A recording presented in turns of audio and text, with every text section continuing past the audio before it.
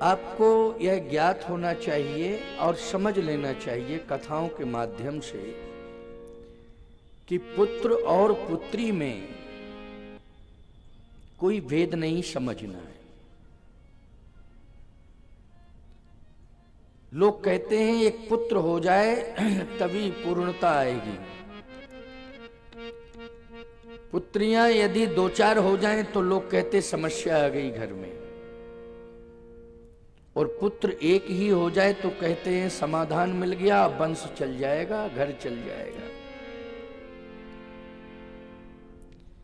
देखो भाई, आप मनुष्य हो, आप विधाता नहीं हो।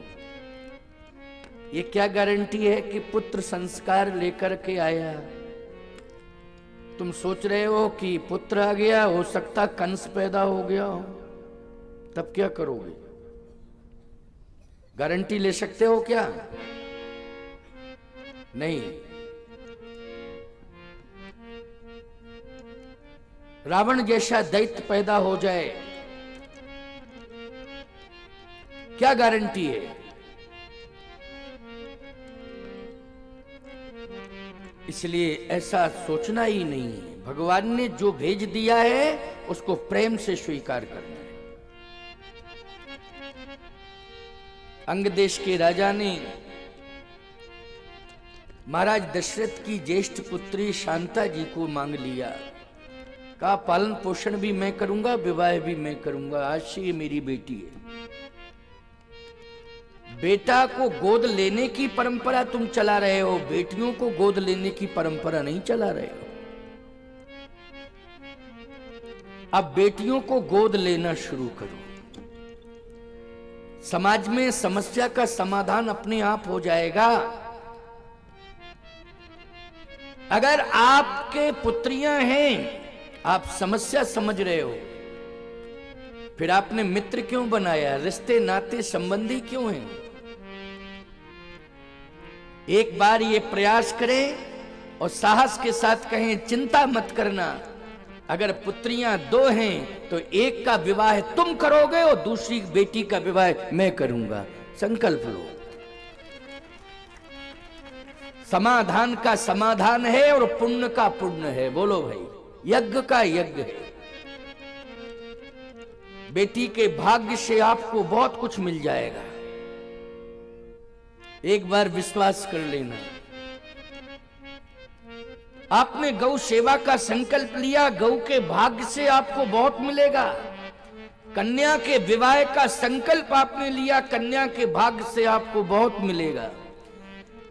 संत सेवा करने का संकल्प आपने लिया है, संतों के आशीर्वाद से बहुत कुछ मिलेगा आपको।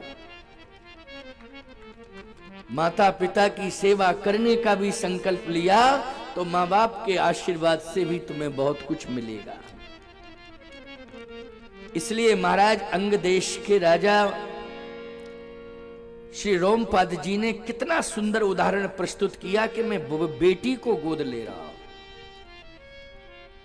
और मैं ही पालन पोषण करूंगा, मैं ही विवाह करूंगा।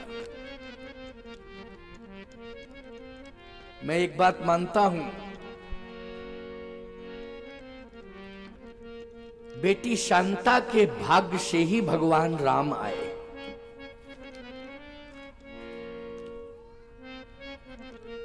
शांता के पति श्रृंगी ऋषि हैं। श्रृंगी ऋषि यज्ञ के आचार्य बने और श्रृंगी ऋषि के आचार्यत्व में यज्ञ संपन्न हुआ। उसकी फलश्रुति अग्निदेव प्रसाद लेकर प्रकट हुए और वो प्रसाद महारानियों में बांटा गया।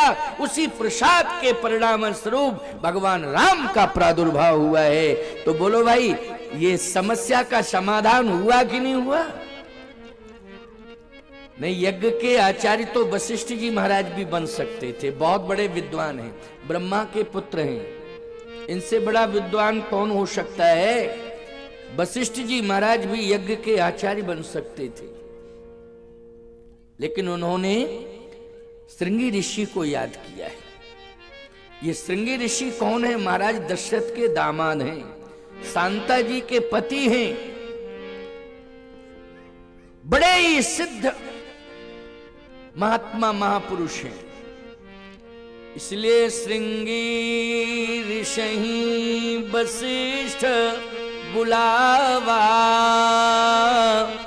पुत्र काम शुभ जग करावा।